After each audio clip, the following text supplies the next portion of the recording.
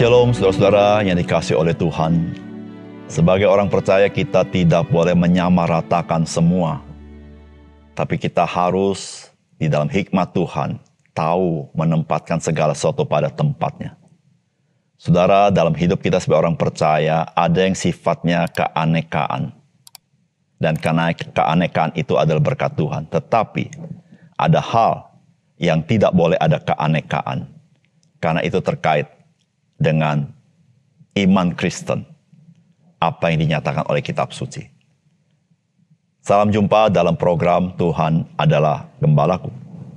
Saudara, keanekaan di dalam tubuh Kristus merupakan karunia dari Tuhan. Seperti contoh, ada aneka karunia rohani yang diterima oleh orang-orang percaya. Bahkan setiap orang percaya karunia rohani bisa berbeda.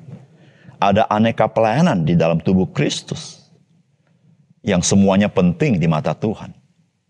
Semuanya berharga di mata Tuhan. Tidak ada pelayanan yang kita berikan kepada Kristus yang begitu hina, karena itu sangat berharga, karena kita sedang melayani Tuhan. Ada aneka usia di dalam tubuh Kristus. Kita tidak boleh mementingkan usia tertentu, meremehkan usia yang lain.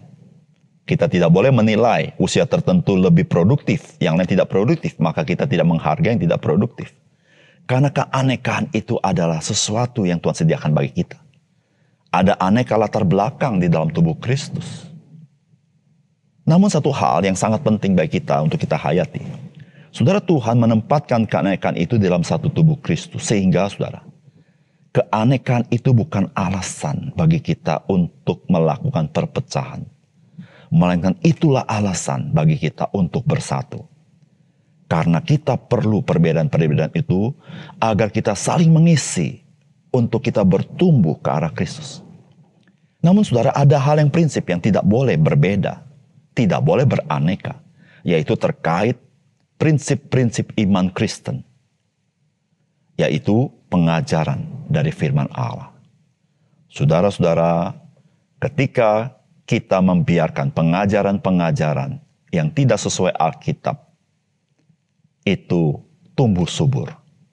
Saudara, itu adalah sumber perpecahan bagi gereja. Dan saudara, pengajaran-pengajaran yang tidak sehat itu, saudara, itu tidak sedang melayani Yesus Kristus. Pengajaran tidak sesuai apa yang Alkitab katakan.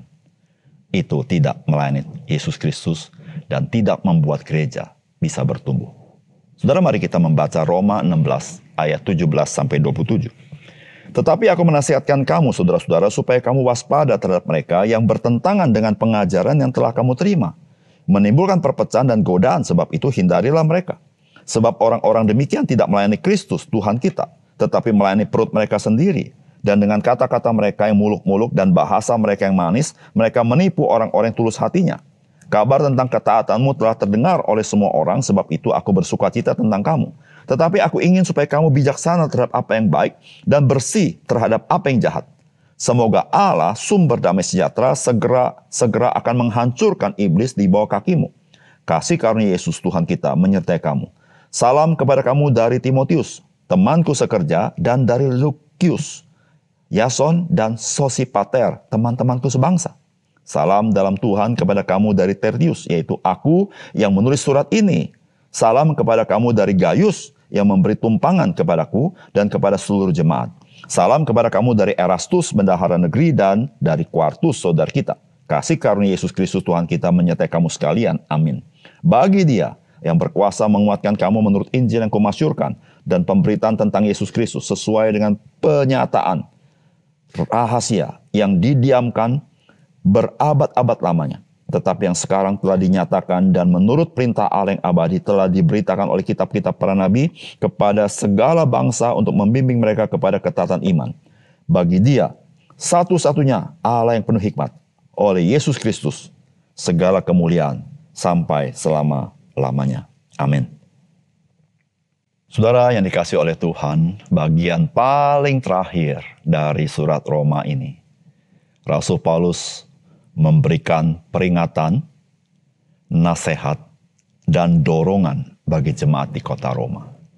Saudara, ketiga hal ini sangatlah diperlukan bagi kita sebagai orang percaya. Peringatan, agar kita menjadi waspada. Nasihat agar kita bertumbuh dengan sehat. Dorongan agar kita tetap kuat dan berkobar-kobar bagi Tuhan. Saudara, apakah pesan firman Tuhan bagi kita? Yang pertama, saudara, pelayanan dengan pengajaran yang tidak sesuai dengan pengajaran Alkitab itu menimbulkan semangat perpecahan dalam tubuh Kristus. Dan pengajaran yang tidak sesuai Alkitab tidaklah melayani Kristus. Saudara, firman Tuhan berkata begini, tetapi aku menasihatkan kamu, saudara-saudara, supaya kamu waspada terhadap mereka yang bertentangan dengan pengajaran yang telah kamu terima, menimbulkan perpecahan dan godaan. Sebab itu hindarilah mereka. Sebab orang-orang demikian tidak melayani Kristus Tuhan, tetapi melayani perut mereka sendiri. Dan dengan kata-kata mereka muluk-muluk dan bahasa mereka yang manis, mereka menipu orang-orang yang tulus hati. Saudara yang dikasih oleh Tuhan, ini sebuah peringatan yang sangat penting, saudara. Saudara, dari zaman ke zaman, saudara-saudara, di dalam kekristenan ada saja pengajaran-pengajaran yang tidak sehat. Pengajaran-pengajaran tidak sesuai Alkitab, atau pengajaran-pengajaran sifatnya sesat, saudara. Dan saudara, kita harus tahu, saudara, pengajaran-pengajaran tidak sehat umumnya lebih meninabobokan kita. Umumnya sifatnya muluk-muluk. Umumnya banyak janji-janji yang sebetulnya tidak dijanjikan oleh firman Allah. Umumnya segala sesuatu yang menyenangkan kita, supaya kita terpikat dan kita mengikuti aliran yang seperti itu. Sedangkan kita tahu firman Allah yang murni, saudara-saudara, Yesus berkata, jikalau engkau mau ikut aku, engkau harus menyangkal diri, pikul salib dan ikut aku. Saudara-saudara, mengapa ajaran-ajaran tidak sehat lebih mudah merasuk dalam kekristenan? Karena sifatnya menyenangkan, enak didengar, enak buat tubuh kita, lebih untung, lebih punya masa depan di dunia ini. Saudara, Rasul Paulus memberi peringatan kepada kita, hindarilah orang-orang yang punya ajaran-ajaran yang tidak sesuai dengan Alkitab. Tidak sesuai dengan prinsip iman Kristen. Karena saudara, mereka bukan membangun tubuh Kristus, tetapi mereka meruntuhkan tubuh Kristus dengan memecah belah di antara orang-orang percaya. Saudara yang kasih dalam Tuhan, di dunia ini, saudara, dari awal kekristenan sampai sekarang, saudara, begitu banyak orang-orang yang berlaku seperti ini. Oleh karena itu, saudara, mari kita terus bertumbuh dalam firman yang sehat dalam hidup kita. Memegang prinsip-prinsip iman Kristen yang tidak tergoyahkan berabad-abad itu. Dan saudara, mari kita layani Tuhan. Mari kita tolong orang-orang yang mungkin sudah tersesat, supaya mereka boleh kembali kepada ajaran firman Tuhan. Yang kedua, saudara, Tuhan sanggup menguatkan kita itu dengan Injil Yesus Kristus. Saudara, firman Tuhan berkata gini, bagi Dia yang berkuasa menguatkan kamu. Menurut Injil yang kumasyurkan dan pemberitaan tentang Yesus Kristus sesuai dengan penyataan rahasia yang didiamkan berabad-abad lamanya, tetapi yang sekarang telah dinyatakan dan yang menurut perintah Allah yang abadi telah diberitakan oleh kitab-kitab para nabi kepada segala bangsa untuk membimbing mereka kepada ketaatan iman. Bagi Dia satu-satunya Allah yang penuh hikmat, oleh Yesus Kristus segala kemuliaan sampai selama-lamanya. Amin. Saudara yang terkasih di dalam Tuhan, betapa penting Injil bagi orang percaya. Saudara, Alkitab mengatakan Tuhan adalah Tuhan yang sanggup menguatkan kita melalui Injil. Saudara, apa artinya? Saudara sebagai orang percaya, saudara dan saya tidak boleh, engkau harus membaca firman Tuhan. Engkau harus membaca Injil. Karena ketika engkau membaca Injil, Allah sedang bekerja menguatkan engkau. Sehingga saudara-saudara, nasihat Rasul Paulus kepada jemaat di Roma dikatakan begini, kabar tentang ketaatanmu telah terdengar oleh semua orang. Sebab itu aku bersukacita tentang kamu. Tetapi aku ingin supaya kamu bijaksana terhadap apa yang baik dan bersih terhadap apa yang jahat, semoga Allah, sumber damai sejahtera, segera akan menghancurkan iblis di bawah kakimu. Kasih karunia Yesus Tuhan kita menyertai kamu. Saudara, dikata apa? Supaya kamu itu bijaksana terhadap apa yang baik dan bersih terhadap apa yang jahat. Saudara, bagaimana kita sebagai orang percaya bisa hidup seperti ini? Tidak lain dan tidak bukan ketika engkau begitu mengenal Injil, mengenal firman Allah, hidup di dalamnya, membaca merenungkannya. Maka engkau bijaksana terhadap apa yang baik dan bersih terhadap apa yang jahat. Dan saudara, ketahuilah, Allah yang penuh kuasa itu dalam Yesus Kristus. Dia membuat hidup kita berkemenangan.